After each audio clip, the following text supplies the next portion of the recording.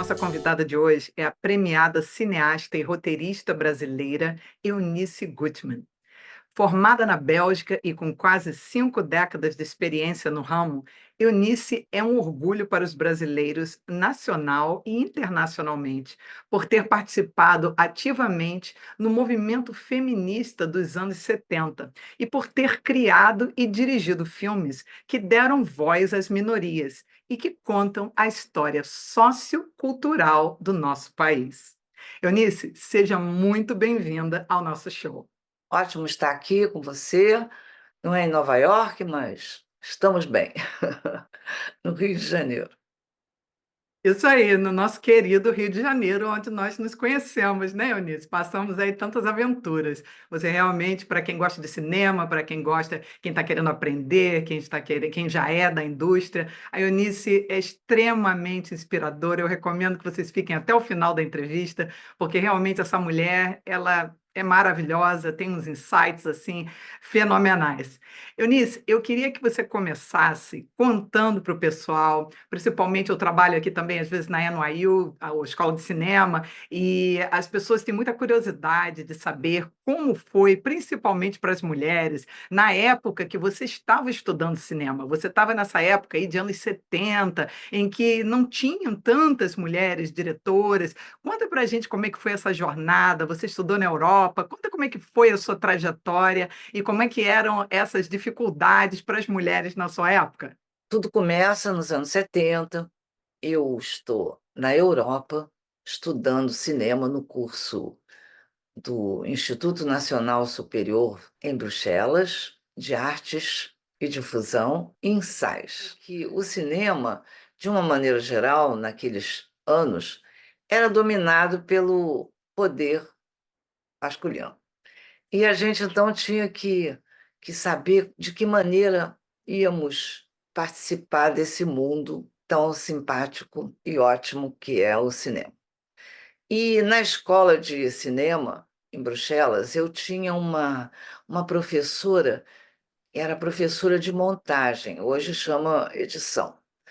E ela vinha de Paris para dar aula para a gente. E ela trabalhava com Alain René. Bom, e aí eu comecei, antes de fazer o curso, eu comecei a perguntar: bom, eu quero fazer cinema, que curso eu faço? E aí disseram: bem, aqui, profissão de mulher dentro do cinema é editora, faz um curso de montagem. Aí eu me inscrevi no curso de montagem e script. E aí o mais interessante, é que quando eu voltei para o Brasil, e comecei a me capacitar para trabalhar nos filmes brasileiros. Aí disseram: vai fazer montagem? Mas isso aqui não é profissão de mulheres. Aí um diretor disse assim: como é que eu vou ficar numa sala escura com você? Falei: muito simples, é só acender a luz. Porque naquele tempo a montagem, você tinha assim você colocava o filme, que era o copião, né? Era a cópia do negativo, e você tinha duas pistas em geral de som que você ia armando. Entende? Era a pista de diálogos, depois tem a pista de música, depois tinha a pista de ruídos e tal. E era uma mesa de montagem e tinha um abajur, assim, então realmente a sala era escura. E, e a gente ia armando aquilo tudo manual, eu achei interessantíssimo. E afinal, mesmo com a luz escura, os diretores trabalharam comigo. Tá vendo? Mulher inteligente sempre arranja um jeitinho, né? Mas chega a ser engraçado, né, gente? Que tivesse realmente essa cabeça, né? De que porque um homem está num quarto escuro ali com uma mulher, não vai ser profissional, né? Realmente uma coisa bem, né? De uma outra época. A gente ainda vê um pouco dessas bobagens de vez em quando, mas eu acho que hoje em dia está bem menor. Então, te parabenizo por ter conseguido sabiamente driblar algo que na época era uma situação assim de poder masculina e que você conseguiu, assim, divertidamente, né, conseguiu contornar. Meus parabéns. E conta pra gente, para quem não sabe ainda, o que foi no Brasil a lei do curta-metragem e como você se beneficiou profissionalmente dela. Aí surgiu no Brasil para um projeto que era um curta brasileiro antes de um longa estrangeiro. E aí os curtas tinham que ter 10, 12 minutos, no máximo 15, né, para poder passar nos cinemas. Então era assim. Aí eu fazia edição durante a semana, eu montei vários filmes de curta, média, longa-metragem. Montei até um filme que era para lançar a Vera Fischer como atriz, chamava-se Intimidade. E esse filme era dirigido por um inglês que veio ao Brasil e se encantou, acabou ficando, e nós também ficamos muito amigos. Então, aí no fim de semana, eu comecei a fazer os meus próprios curta-metragens, porque eu já tinha, no mesmo nos anos 70, feito um filme que era para o movimento de alfabetização de adultos. E eu já tinha dirigido um filme. Aí comecei a fazer uns curtas, fiz 3 curtas-metragens, co-dirigido por Regina Veiga, que estudou comigo na Escola de Cinema na Bélgica. Então, eles eram com Choro e Tudo na Penha, foi o primeiro, que eram uns tocadores de cantavam o chorinho nos bares, eu achei aquilo maravilhoso. Aí depois eles me disseram que se vestiam de mulher e saíam no carnaval, e aí então veio o filme chamado Só no Carnaval, e eu fiz um filme também com uma gravadora de uma artista que fazia gravura em metal, que era Ana Letícia. Então era isso, era muito bom. Esses filmes passavam em todos os cinemas do Brasil, não só no Rio de Janeiro. E aí eu fui me animando, e foi aí que eu fui começando a fazer outros filmes maiores, né? E fui cada vez fazendo mais filmes e abandonando a sala de edição. Para os que estão chegando agora, estamos entrevistando a muito modesta, mas altamente premiada e talentosa cineasta e roteirista brasileira, Eunice Gutmann. E ela estava explicando para nós como foi o seu início de carreira nas décadas de 70, 80 e as dificuldades que as mulheres encontravam ali e como que a Eunice conseguia driblar isso com seu talento, né? E a sua inteligência, né? De conseguir falar. Então, estamos falando aqui sobre a lei do curta-metragem, né? A Eunice nos explicou, foi assim que ela conseguiu ir colocando seus filmes um pouco mais à vista, e dali, gente, ela começou a ficar famosa, isso que ela está querendo dizer aqui. Aí eu comecei a colocar alguns dos meus curta-metragens aqui em todo o Brasil, e realmente ela foi começando a ficar conhecida como uma diretora que tinha uns insights sensacionais e que contava histórias que realmente precisavam ser contadas, principalmente no Brasil daquela época. Muitas coisas que são relevantes até hoje e que, para os interessados, nós vamos ter a oportunidade de verificar na página da Eunice, que ficará no nosso show, delisaandrewsshow.com. Haverá um item no menu como conhecer os nossos entrevistados aqui, e há uma página da Eunice que ela temporariamente deixou disponível alguns desses curta-metragens. Eu altamente recomendo que assistam e procurem assistir os outros filmes da Eunice, que são maravilhosos. E dando prosseguimento, sobre essa lei do curta-metragem, Eunice, isso é algo que ainda existe alguma coisa parecida no momento no Brasil, porque realmente abriu tantas portas, né?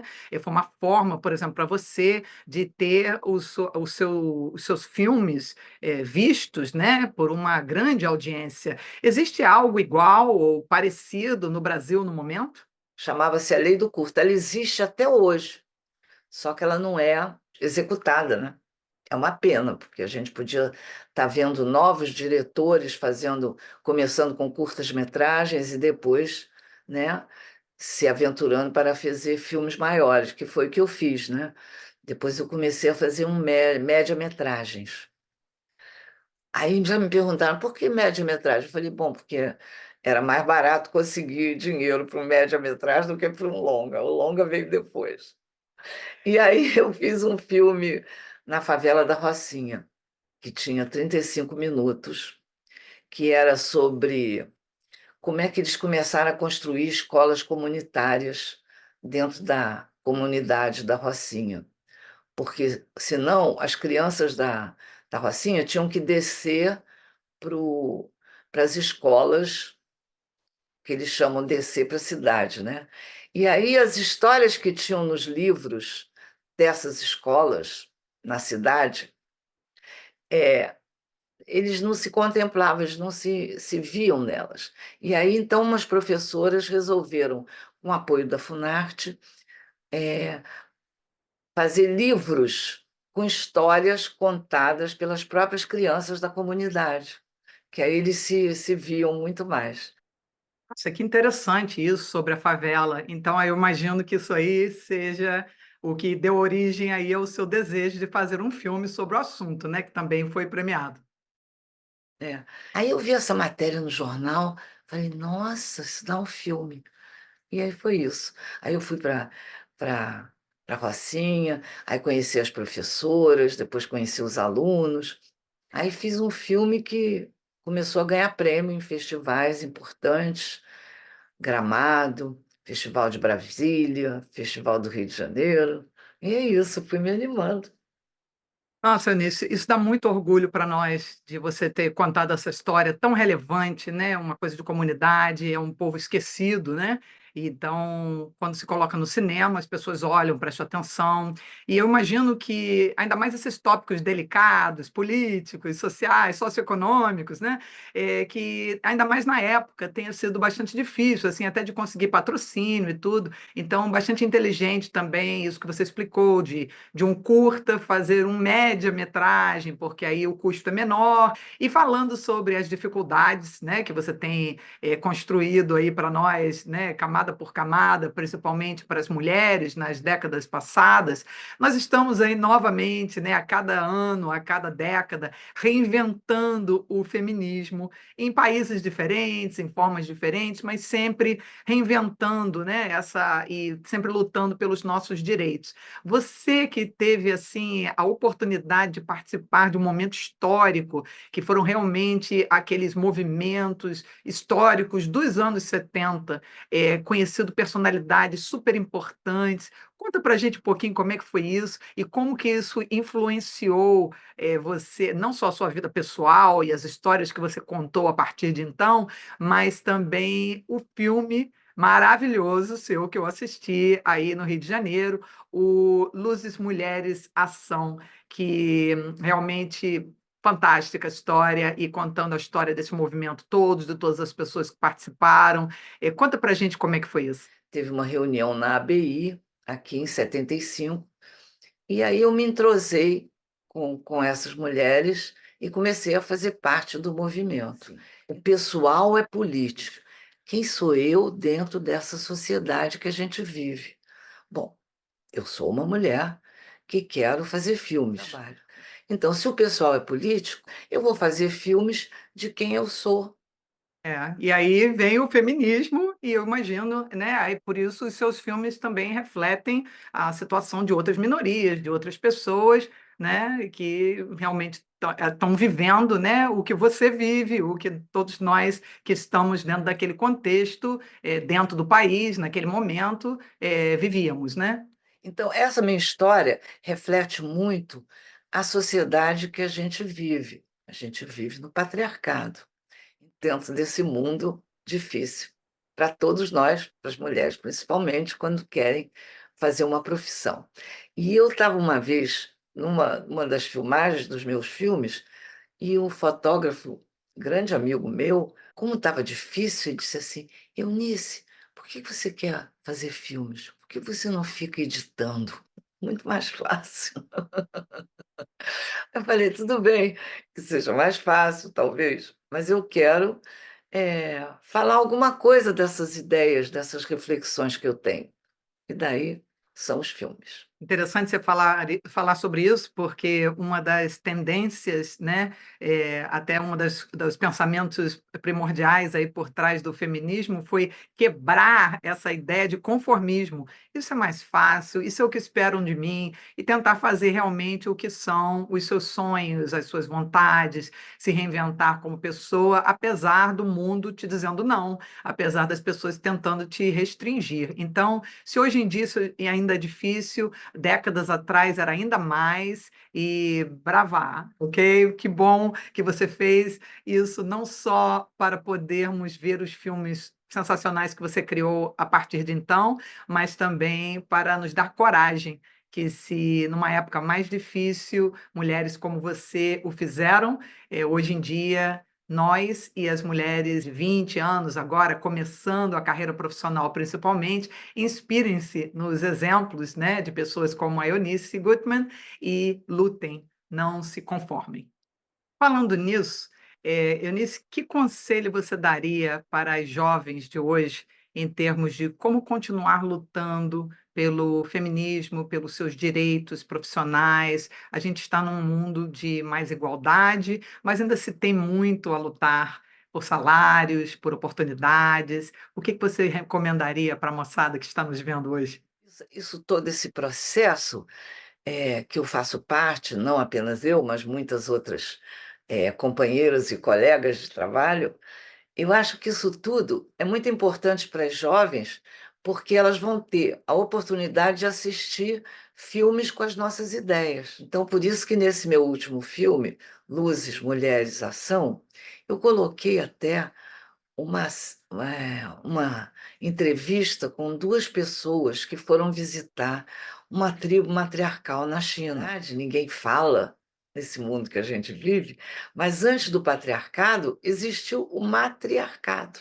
Ah, sim, eu me lembro de ter visto isso no seu filme e achado muito interessante. Você poderia, por favor, explicar para quem está nos assistindo o que é o matriarcado? Era um poder mais compartilhado. E eu acho que o mundo do futuro vai ser assim, de mais compartilhamento. Porque não adianta a gente estar no mundo e ficar disputando entre nós, e sim nos juntando para uma pessoa, para um ajudar o outro dentro de um compartilhamento para fazer um mundo melhor. Sem dúvida, soa quase utópico, mas é exatamente o gol, né? Uma coisa igualitária, onde todo mundo participe, realmente seria o ideal. E aí eu entrevistei esses dois personagens que foram visitar essa tribo matriarcal. E aí, pesquisando, descobri que existem até tribos matriarcais no próprio Brasil. Mesmo? Uau. Existe na América Latina, entende? Esse poder era assim: o poder vinha da matriarca, né? E ela dividia com todo mundo. Os homens eram os filhos, que tem um sentido, né? Eles são filhos. É. E não existia casamento. A menina, quando fazia 13, 14 anos, que passava da infância para uma adolescência, dentro dessa tribo, ela recebia um quarto privado, onde ela podia receber quem ela quisesse, e sem satisfação nenhuma dar. Ela podia receber vários, várias pessoas, homens, mulheres, e podia também ficar com um rapaz só. Enfim, ela tinha uma liberdade que até hoje as mulheres não têm no nosso mundo. Foi uma virada enorme, né? Sem dúvida. E Eunice, eu me lembro quando conversamos, no Rio de Janeiro, você me falou da pesquisa para esse filme e me disse que a sociedade patriarcal, né, o patriarcado, ela se firmou devido ao capitalismo. Você poderia falar um pouquinho aí para a nossa audiência, como que foi essa relação e como que isso se deu? O patriarcado aparece quando a sociedade privada aparece também.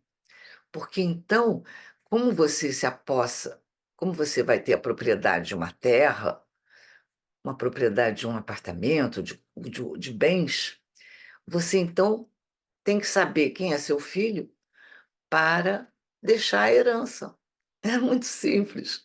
E foi nesse momento que então resolveram eh, prender um pouco as mulheres dentro de casa para saber quem era o pai da criança. Mas eu acho que quando surgir um novo mundo, sem toda essa competição, eu acho que vai surgir novamente essa união entre as mulheres, né, que vão formar um mundo mais compartilhado.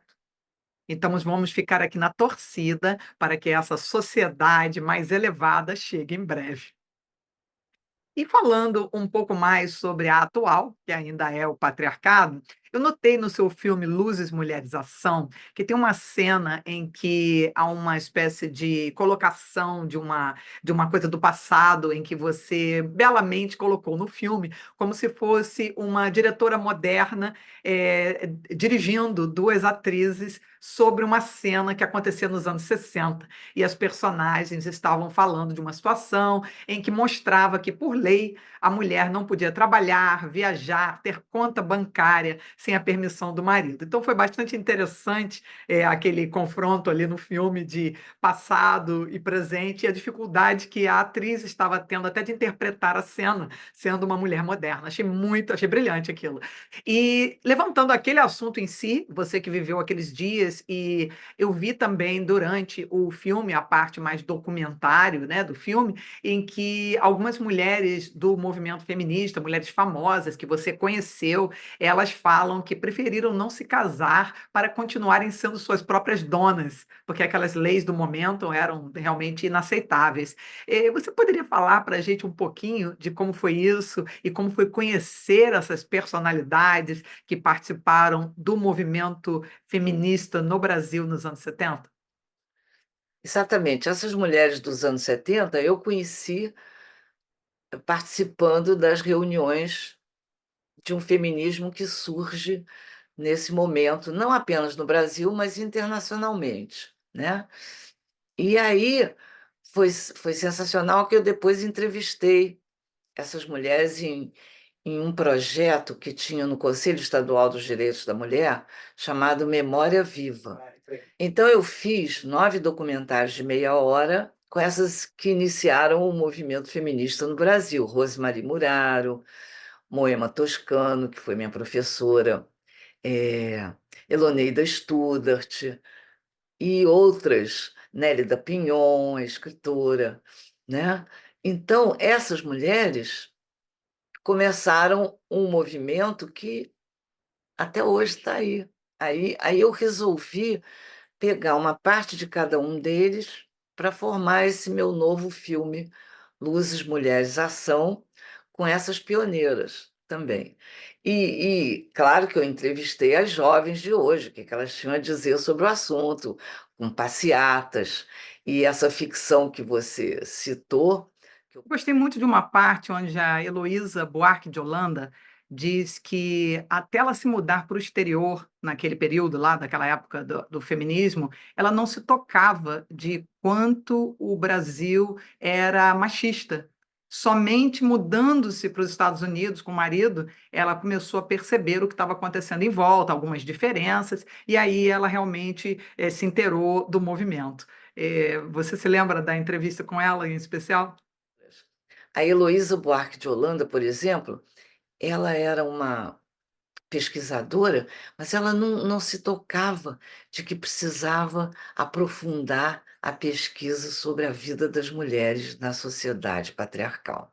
E que ela só entendeu isso indo aos Estados Unidos, onde ela foi fazer uma bolsa de pós-doutorado, e aí lá o movimento estava intenso nos Estados Unidos.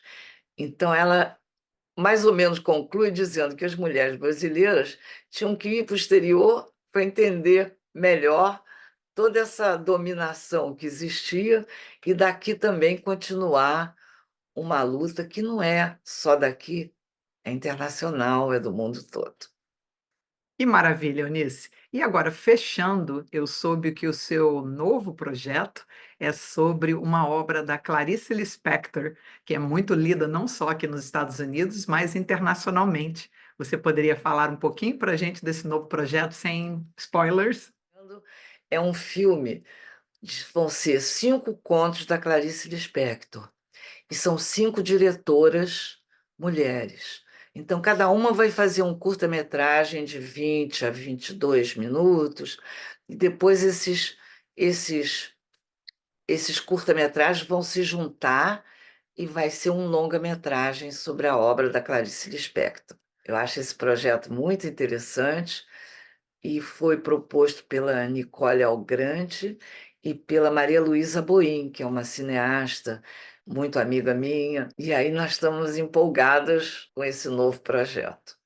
Eunice Gutmann, muito obrigada por essa entrevista maravilhosa, por essa inspiração de lutar pelos nossos ideais, lutar pelos sonhos. Eu sempre falo e escrevo muito sobre pessoas que querem tentar uma carreira artística e todo mundo diz: não façam, não perca seu tempo, não vai dar dinheiro, você pode fazer algo mais sério. E especialmente em épocas como a Eunice viveu, sendo mulher, querendo ser cineasta. Olha, que inspiração para nós. Muito obrigada por essa entrevista iluminadora, inspiradora, que trouxe tanta coisa legal para todo mundo. Foi ótimo, Lisa, obrigado por essa a oportunidade de falar do meu trabalho. Foi muito, muito simpático. E eu tenho uma coisa para dizer. Mulheres, não desistam dos seus ideais e das suas vontades e realizações, porque não desistindo, a gente consegue. Altamente recomendo que vocês chequem no site thelisaandrewsshow.com, no menu Conheça Nossos Convidados, a página individual da Eunice Gutmann, onde ela disponibilizou gratuitamente para nós alguns dos seus curta-metragens temporariamente. Então vão até lá, confiram, são histórias maravilhosas e de lá poderão saber mais sobre essa diretora brasileira e como assistir os outros filmes. Olá, amantes da literatura! Esse mês de junho foi o mês do Gay Pride, então eu gostaria de fazer algumas pequenas homenagens e recomendações referentes à família LGBTQ+. Então, em São Paulo e em Nova York, né, são as maiores, consideradas as maiores gay parades do mundo, né? Nova York é a primeira, São Paulo a segunda, então foram as duas em junho. Essa data é comemorada em meses diferentes em outros países, mas enfatizando esses dois que são ligados ao nosso show, que é em Nova York, e grande parte da nossa audiência que está no Brasil. Resolvi fazer agora, logo no primeiro diazinho, nosso primeiro show do mês de julho, relembrando esse mês passado aqui agora. Eu queria começar com uma pequena homenagem a Álvares de Azevedo, que viveu nos anos 1800 e logo depois, na época, obviamente, isso não podia ser uma coisa aberta, mas ele viveu naquela época do romantismo e morreu de tuberculose aos 21 anos de idade, em 1852, e sem poder ter vivido abertamente suas paixões. Então, eu queria ler, em homenagem, umas 3 linhas da carta que ele deixou para o seu amante, Luiz, antes de morrer. E ele diz: Luiz, há aí não sei que no meu coração que me diz que talvez tudo esteja findo entre nós. Há em algumas de minhas cartas a ti uma história inteira de 2 anos, uma lenda, dolorosa sim, mas verdadeira, como uma autópsia de sofrimento. Que dor, né? Que triste. E então essa pequena homenagem aí a ele. E falando de agora dos contemporâneos, né, das pessoas que escrevem, não só autores que são da comunidade LGBTQ+, mas que também escrevem para essa comunidade. Então, dos brasileiros, eu gostaria de destacar o Vinícius Grossos, que escreve histórias sobre não somente sobre isso, mas ele escreve vários romances e várias histórias interessantes em que há relacionamentos homossexuais. Então, eu tive a oportunidade de ler 2 livros do Vinícius, que eu gostei muito, ele tem muitos, é um autor ainda jovem, nos seus 30 e poucos anos, que começou a escrever mais ou menos 10 anos atrás, em 2014, e eu queria fazer um comentário rápido de 2 dos seus livros que eu acho que vale bastante a pena dar uma olhada, podem começar por esse, se quiser quiserem, para quem não o conhece ainda, e para quem já conhece, ele tem uma infinidade de novos livros. Então, nesse mês especial, gostaria de recomendar. Gostaria de recomendar do Vinícius é o Um mais Um, a Matemática do Amor.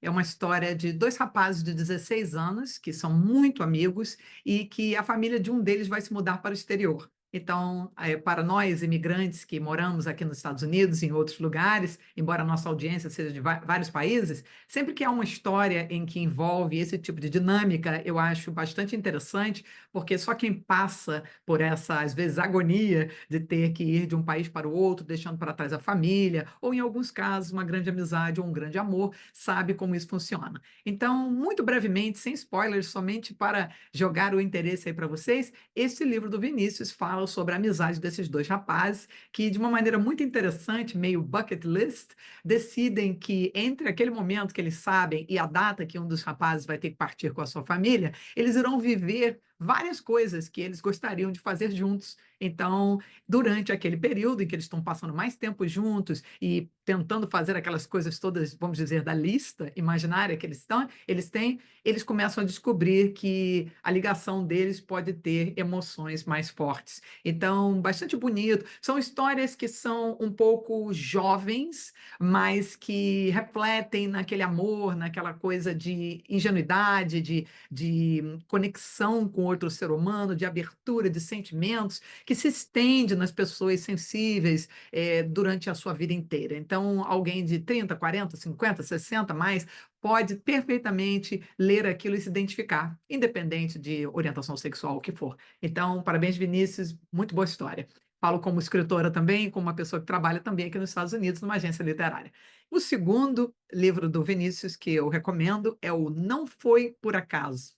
É uma história bastante interessante, é como aqueles filmes que às vezes você diz, puxa, a história, muitas pessoas gastam 100 milhões de dólares para fazer 1 milhão de cenários e alguns contam uma história fantástica dentro de um quarto. Pois é, essa história se passa basicamente dentro de um elevador que fica parado com três personagens dentro. E eu achei super criativo que a pessoa que nos conta a história é o destino. Então, muito interessante dizer não foi por acaso, porque a pessoa nos dizendo isso é o narrador que sabe de antemão que foi ele que concatenou aquele encontro. E são três jovens que ficam ali dentro presos, de novo, sem spoilers, mas só dando uma ideia para vocês do que se trata. Um deles é um rapaz negro que passa várias dificuldades, ele é um rapaz rico, mas que passa muitas dificuldades e preconceito por isso. Então, é muito interessante porque tem-se esse preconceito do negro pobre. Então, quando você conta que um negro rico passa por determinadas coisas, aí você vê que o preconceito ainda está muito além e a coisa começa a sair novas camadas e chegando numa coisa interessante. Então, achei uma ótima sacada do Vinícius escolher aquele personagem dessa forma. O segundo é um rapaz baiano e gay. Então, ele tem as questões de família, dos relacionamentos que ele passa, e ali dentro, trancados naquele elevador, eles vão começar a conversar.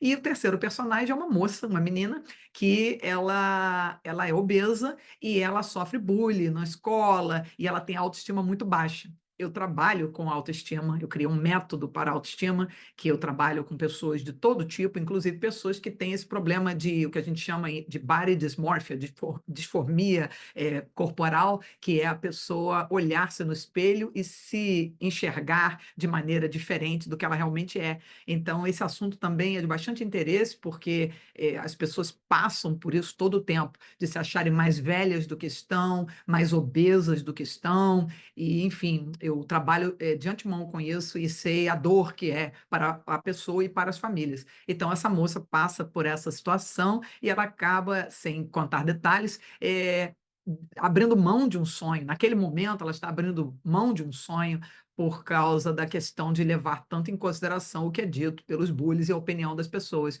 Então, é uma interação muito interessante que abre três mundos para nós e que nos ensina o lado dessas pessoas que às vezes a gente olha superficialmente e as coisas sobre nós que às vezes são mais fáceis de contar para um estranho trancados num elevador do que para as pessoas mais próximas de nós. Muitas pessoas, infelizmente, que até procuram suicídio, né, acabam cometendo suicídio, são porque não têm coragem de pedir ajuda ajuda. Então, as pessoas até mais próximas, ou um psicólogo. Então, essa parte também me marcou muito. Então, às vezes, nas histórias mais inocentes, ou que são, às vezes, até colocadas como histórias para jovens adultos, etc., você encontra bastante coisa que serve para pessoas de todas as idades e de todas as culturas. Então, parabéns, Vinícius Grossos.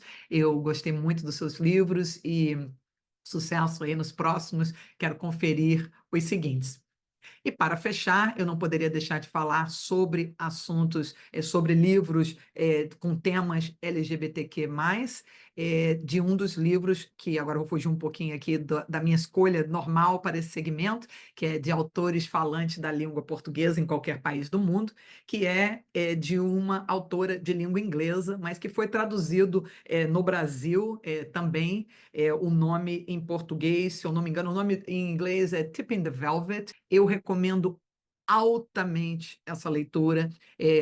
Ela é um livro falando sobre homossexualismo, mas no Reino Unido, no final dos anos 1800, em primeira pessoa, sobre o ponto de vista de uma mulher que muito jovem vai assistir um teatro, vai a um teatro com a família e o namorado, inclusive, e ela começa a se apaixonar por uma cantora que se veste de homem. Naquela época, que as mulheres andavam de chapéu, com aqueles vestidos, e a cantora, jovem também da idade dela, se veste de homem. E aquilo era uma coisa chocante, interessante. Ela não se vende como homossexual, isso não existia abertamente na época, mas aquilo cria uma atração irresistível. E o que parece inicialmente que vai ser um mero romancezinho, é, uma historinha entre duas mocinhas, se tornou uma história fenomenal, digo de novo, fenomenal de reinvenção pessoal. Inclusive, a primeira vez que eu me recomendaram esse livro, eu nem sabia que começava com uma temática homossexual. E é fenomenal porque essa personagem principal que nos conta a história, ela se reinventa 4 vezes. Inicialmente encontrando a sua preferência, no amor, se ela ia ficar naquela vida de namorar um homem, continuar ou partir para aquilo, depois de fico numa cidade pequena ou grande, como eu me reinvento, depois ser uma pessoa super tímida que entra numa carreira artística e depois, sem contar os detalhes todos, mas só para vocês conseguirem entender, uma pessoa que inicialmente é jovem, tímida, numa época repressiva, e ela vai passando de camadas a camadas, até muda de cidade e entra fazendo coisas assim, realmente uma carreira, uma coisa que ela era tímida demais e nunca se imaginou fazendo, e dali depois outras coisas acontecem, e eu sou uma pessoa que eu preciso de comunidade, preciso de família, e ela acaba entrando em outra de como é viver completamente sozinha. Até que ela realmente testa e experimenta novas facetas, novos personagens, até realmente se encontrar.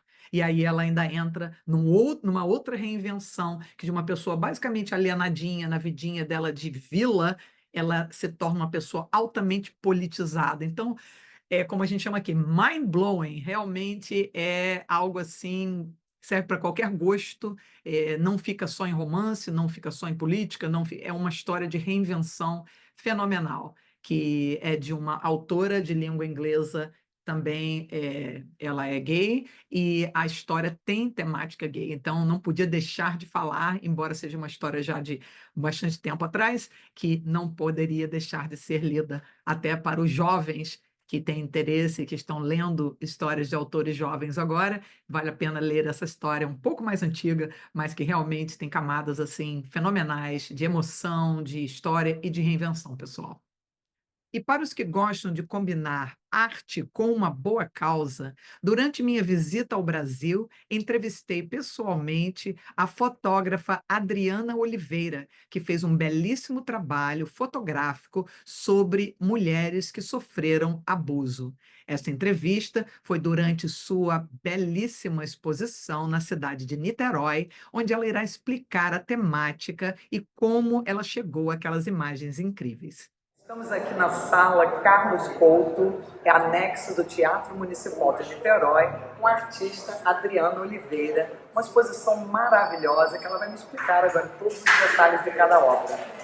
Eu sou Adriana Oliveira, uma fotógrafa de Niterói, que tive o prazer de me associar à Coordenadoria de Mulheres aqui de Niterói para criar esse projeto, e foi lançado no dia 8 de março, mês da mulher.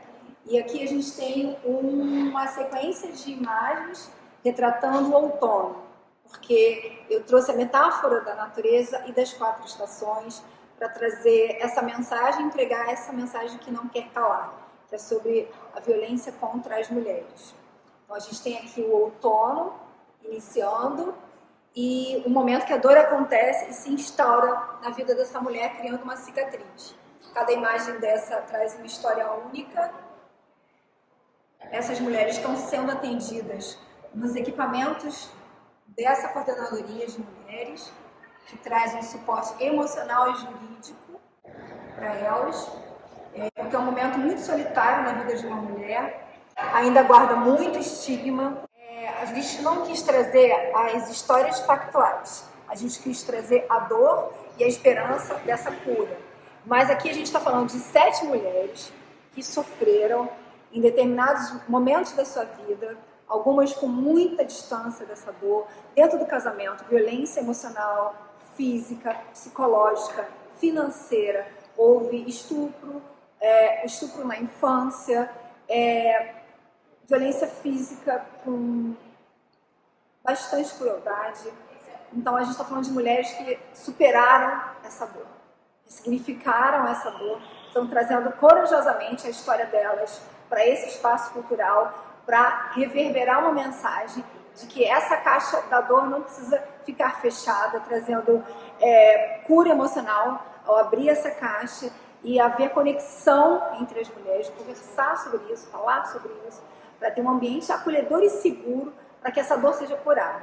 Enquanto essa dor está dentro de uma caixa fechada, nas sombras, essa cura não acontece. Então, eu trouxe essa mensagem de que há esperança, uma mensagem que a gente pode se conectar uma à outra, a gente pode corajosamente trazer essa luta à luz para poder ter uma esperança de viver uma vida plena. A gente finaliza a exposição com um verão, onde um voo acontece, um voo de protagonismo, um voo de liderança, liderar a própria vida, uma jornada de empoderamento, a rainha da própria história. Esse autorretrato se refere ao me incluir corajosamente também, porque eu tenho uma história na minha família de abuso. A minha avó, 87 anos, saiu de casa para romper um ciclo de abuso, e graças a essa coragem dessa avó, 87 anos, onde a coragem tinha que ser muito maior do que hoje, ela sofreu violência física dentro do casamento, violência financeira, emocional, e rompeu esse abuso com 4 crianças. Uma dessas crianças era meu pai. Bom, então essa foto inicia a exposição com a dor, porque o projeto se chama Metamorfose das Sombras à Luz. E eu trouxe a analogia e a metáfora das 4 estações. E essa foto, com as cores do outono, começa iniciando a exposição com a Priscila e a expressão da dor que ela sentiu no momento que ela sofreu a violência. A gente trouxe esse resgate de imagens, sem palavras, com um trabalho feito de forma coletiva com as mulheres reais, esse coletivo de 7 mulheres, com o apoio de uma psicanalista para dar suporte emocional quando essa dor aflorou. Eu não quis trazer apenas uma beleza estética, eu quis trazer a verdade dessa mulher através da arte fotográfica. A jornada de cura prossegue pelo inverno, onde entra uma mulher ressignificando sua história dentro do casulo, onde acontece uma espécie de luto, onde várias coisas são deixadas, dores, histórias que não precisam mais fazer parte dessa mulher. E a gente segue para a primavera, através das águas, a mulher encontra apoio com outra mulher, porque existe essa questão da sororidade, onde é preciso haver um reconhecimento de que juntas podemos ter acolhimento, um ouvido empático, uma escuta ativa. E aqui eu trouxe cor, calor, água, uma esperança de conexão, porque a dor traz muita solidão, né? E no final onde tem um voo, que é o verão, e é onde eu visualizei esse voo de protagonismo, onde a mulher se encontra já plena. E ela pode escolher para onde ela quer alçar o voo dela. A gente finaliza com esse céu azul, com o pôr do sol, porque a natureza traz esse tom curativo, né? Esse ambiente de cura. E aí a minha mensagem é trazer uma metáfora que seja palatável para qualquer idade, para qualquer classe social, para qualquer cultura. A gente tem uma experiência que ultrapassa as fronteiras da nossa cidade e possa ser entendido em qualquer lugar, em qualquer mulher do planeta. É a nossa mensagem de esperança e cura para uma mulher que sofreu uma dor, um impacto, um trauma. E todas nós nos irmanando nessa mensagem, que é o que eu acredito. Um agradecimento muito especial à fotógrafa Adriana Oliveira por esse trabalho maravilhoso. Os que me acompanham conhecem meu trabalho com a criação do método Picture Cure, de ajuda e autoestima através de métodos audiovisuais, incluindo fotografia, vídeos e áudio, e que eu fiz durante muitos anos um trabalho de fotografia com mulheres se recuperando do câncer. Trabalhos para elevar a autoestima, utilizando a fotografia para mostrar a essas mulheres que, apesar, às vezes, do tratamento, de perda do cabelo, de operações que realmente são bastante difíceis e mudam o corpo, que a pessoa pode utilizar a fotografia como uma forma de se reconhecer e se reinventar. Então, aprecio imensamente a iniciativa da Adriana e meus parabéns pelo belíssimo trabalho. Realmente, tudo isso está ligado a uma vertente de terapia fotográfica que é muito eficaz para a autoestima e para a recuperação de pessoas que sofreram traumas.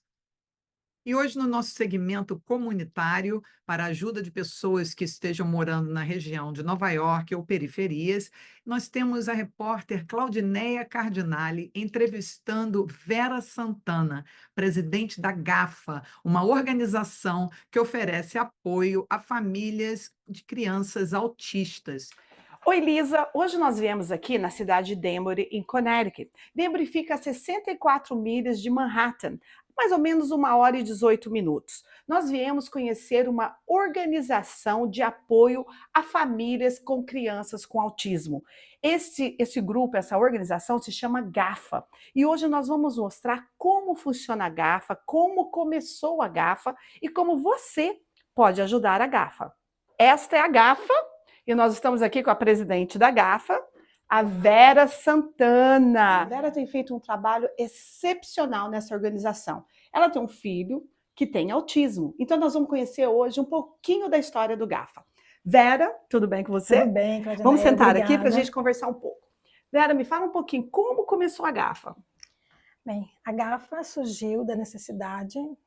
Eu tenho um filho com autismo, grau severo, e eu estava muito sozinha, preocupada, gostaria de falar com pessoas, né, com a mesma situação, trocar experiências. Então, eu procurei, mas não achei um grupo brasileiro.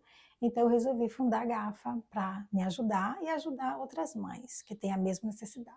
Mas GAFA é só para crianças brasileiras?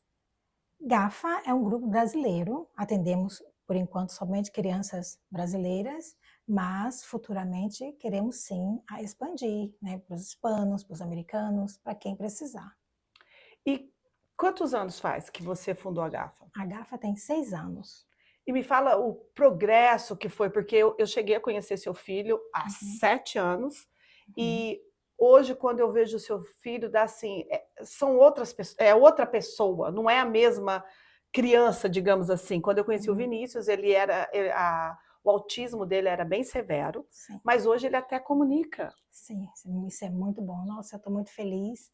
A GAFA ajuda muito na socialização, nós trabalhamos com arte, com música, não somente os autistas, então os irmãos podem participar, tem a presença dos pais, normalmente as mães, né? Participam, então é aquela comunidade, então isso faz com que eles aprendam a se portar.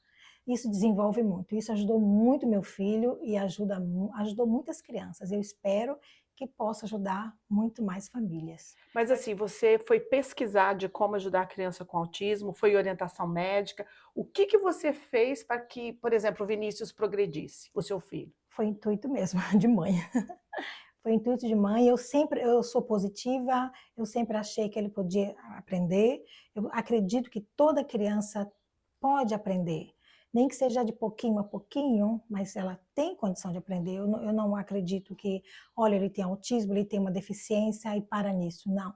Os pais precisam trabalhar. Eu trabalhei muito com Vinícius, ainda trabalho, é de pouco em pouco. Mas me descreve o Vinícius 6 anos atrás, antes da gafa. Sim, o Vinícius, 6 anos atrás, o Vinícius só corria, só pulava, se batia. O Vinícius não olhava nos olhos, ele andava para trás.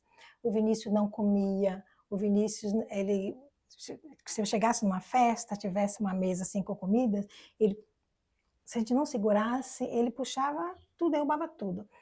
Era muito difícil mesmo. Mas trabalhamos, eu acreditei, eu falei, não vou deixar meu filho como está. Então, com a ajuda da escola, com a ajuda de profissionais, com a ajuda das terapeutas, das pessoas que trabalham com meu filho, que trabalhou com meu filho, tudo isso ajudou. É um processo, né? E a gafa, nem se fala, a gafa foi, assim, fundamental.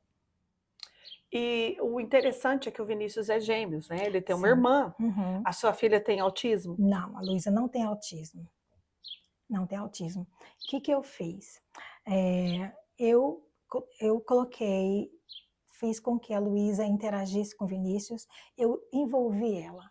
Eu pensei, são irmãos, são gêmeos, é claro que ela não vai viver a vida do Vinícius, mas eu achei assim que vai ajudar, e ajudar muito ele e ela também. Né? Então, até hoje, ela participa de tudo, ela ajuda outras crianças, ela é voluntária na GAFA, e tudo isso contribui. E as famílias da GAFA, elas colocam os filhos também na GAFA. Tudo que a criança especial faz, o irmão também faz. Então, isso ajuda a se livrar de preconceito. Os pais ficam felizes porque vê os irmãos trabalhando com especial. Então, é muito bom essa convivência, é uma comunidade. E hoje, depois de 6 anos de muita luta, de muito trabalho, o que você pode falar para uma mãe que acabou de ter um filho diagnosticado com autismo? Não se desespere, não é o fim, é um começo. Ela vai aprender, ela tem que procurar ajuda, não se isolar, não isolar o filho de jeito nenhum. Procure outras famílias, procure a GAFA, e a gente vai ajudando o que a gente puder. Não se isolar e ter fé e trabalhar. Olha, o pai pode falar, olha, eu não sei, eu nunca tive filho com autismo. Qualquer coisa que ele possa estar ensinando o filho, olha, pega o lápis para a mãe, olha, põe esse copinho na mesa, põe lá na pia. Tudo isso contribui. Amigos, tem que buscar amigos, pessoas, não ter vergonha. Não pode ter vergonha de pedir ajuda. Quantas famílias vocês atendem hoje? Nós temos 70 famílias, 15 famílias participam, as outras famílias estão lá no grupo, porque tem muitas mães que ainda não aceitaram, mas tudo tem o seu tempo. Então, é um processo tanto para a família quanto para a criança. Sim, é um processo, e nós entendemos isso. Então, tem mãe que liga para mim, Vera, eu não tenho coragem de participar, Vera, eu gostaria, mas eu ainda não, eu tenho vergonha, eu converso com essa pessoa, tal. Mas eu falo, olha, não sai da GAFA, fica aí, vai chegar o momento que você vai vir. Vocês também providenciam um apoio psicológico para as famílias? Sim, nós temos psicólogo. E como que você teve e você tem essa paciência, essa força de lutar pela GAFA e pelo seu filho? Olha, ter filho especial, para mim, me fez assim, ser uma melhor pessoa. Hoje, mudou completamente a minha vida.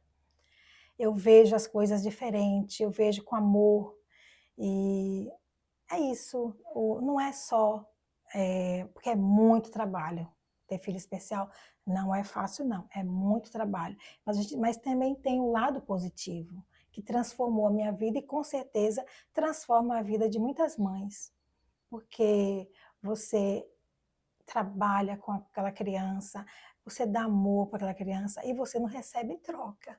Entende? Então, porque não é que eles não têm amor, eles não sabem como demonstrar isso. Então, a gente luta, trabalha, corre, e cada progressinho que eles têm é uma festa para a gente. Então, isso transforma a gente. Me transformou. Eu hoje sou outra pessoa. E quem sustenta a Gafa? Olha, por enquanto ainda não temos ajuda nenhuma. O que nós fazemos? Os pais fazem, cada um dá um pouquinho. Eu procuro vender coisas, pedir doações, e assim a gente está indo. Também já vi que você fez um dia para lavar os carros, Sim, faz muito eventos. Esses sim, eventos são para arrecadar para fundos para o arrecadar GAFA. fundos para o GAFA, sim. Por exemplo, a pessoa não tem dinheiro, mas ela quer ajudar o Grupo GAFA. Como que ela faz? Sim, ela pode ser voluntária, se ela tiver alguma habilidade ou algum dom e ela queira participar na GAFA, pode ser na música, na arte, ela pode conversar comigo ou vem trabalhar no office, vem me ajudar no office, eu preciso de gente para trabalhar.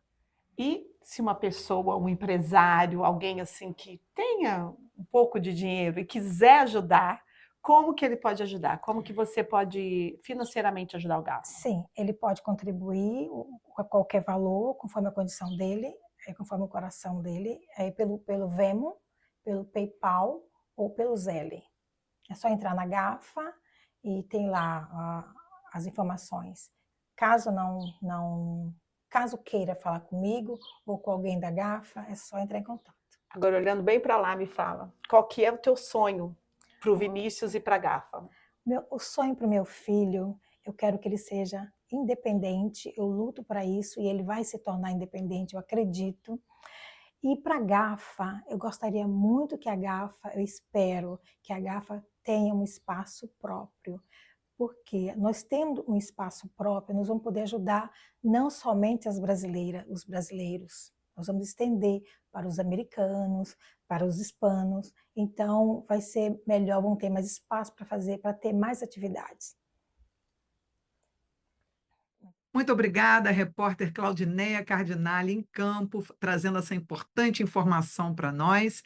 E muito obrigada, Vera Santana, pelo trabalho da sua organização, que realmente ajuda muitas pessoas. Para os que estão assistindo, que precisarem de auxílio da GAFA ou que desejarem fazer doações, aqui estão as informações de contato. Chegamos ao final de mais um programa e gostaria de agradecê-los pela audiência. Nosso programa tem um setor de produção, onde, se você acha que conhece alguém que tem uma entrevista interessante ou um assunto relevante para a sua comunidade, por favor, entre em contato conosco. Estamos aqui para ajudar. Até a próxima.